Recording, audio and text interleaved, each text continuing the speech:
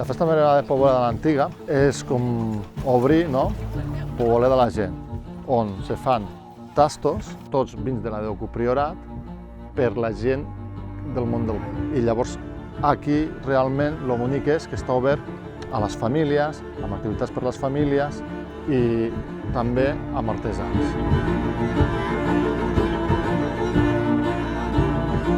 La fa singular, sobretot, que és una festa, no és un tast. Llavors, que els tastos se facin dintre les cases pairals, que la gent pugui observar les entrades, és el que fa un tast especial. Que els carrers estiguin engalanats, que tothom fiqui la seva llavor, que tothom ajudi, tot el poble, és el que fa especial aquesta festa.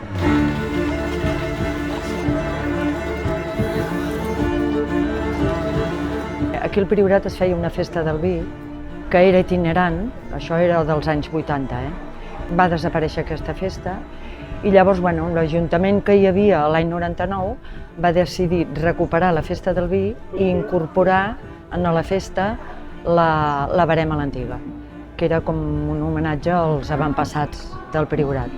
O sigui, anar a vermar amb mules i carros, com es feia antigament, com sempre.